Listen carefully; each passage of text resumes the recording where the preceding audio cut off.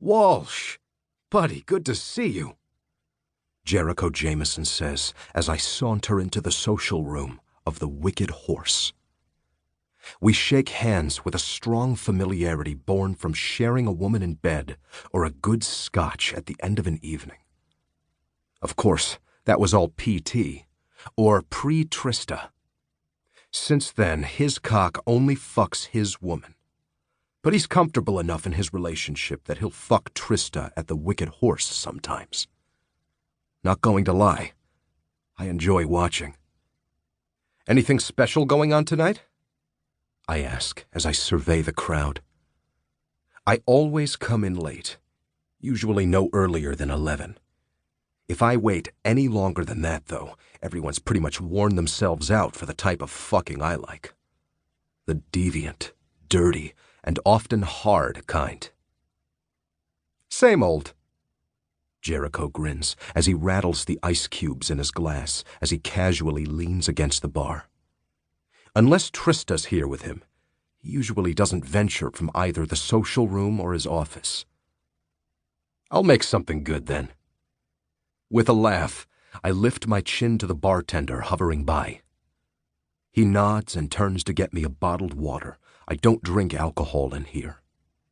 Ever. Not because of any unpleasant experience, not because I don't like the taste, and not because I'm against paying $15 for 2 fingers of house brand. Merely because I like feeling the things I do here with all of my senses. Alcohol loosens inhibitions. However, if my inhibitions were any looser, I'd be having kinky sex in the middle of Las Vegas Boulevard in broad daylight. I like sex, and I don't need to rely on anything to get me in the mood. But alcohol can also cut down on the feelings, dull the nerves in my cock, slow my heart rate, and muddle my brain. If I'm going to belong to a sex club, I sure as shit don't want to lose any of those functions. How's business? Jericho asks as I wait for my water. It's Vegas and I own a thriving casino, I say with a dry grin. How do you think it's going? Jericho chuckles and nods in understanding, but then says, I don't get it. You're one of the hottest bachelors in this town, so wealthy most think you've sold your soul to the devil, but then you're here almost every night banging some anonymous chick. You're at an age where you should be getting married and having babies. I just shake my head and smirk. We've become pretty good friends over the last few years since this club opened, so he should know that's a ludicrous statement to make about me. Dude, just because you've found the perfect woman and want to spend all your little swimmers in the hopes of making babies doesn't mean every man feels that way. Aren't you worried about being alone when you're old and decrepit? Jericho jokes. You're what, 35 or so? 36.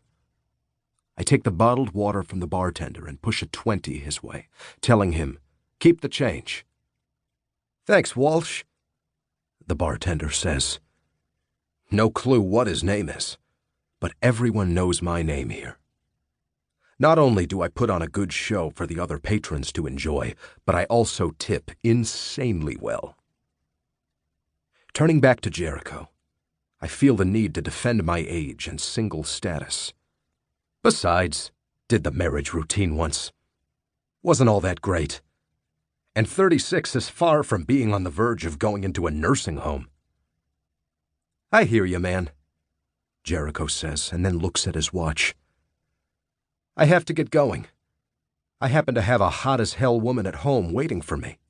Have fun, I say with a wink, then turn to walk toward the door that will lead me into a world of debauchery. I told Jericho to have fun, but honestly, fucking his honey-on-the-bed missionary style is not my idea of fun. But more power to him. As I weave my way through the crowd, I'm stopped a few times by people wanting to chat. Some are men who want to be like me, and so they act like foolish puppies in their hero worship. Some are women wanting a taste of what I can offer.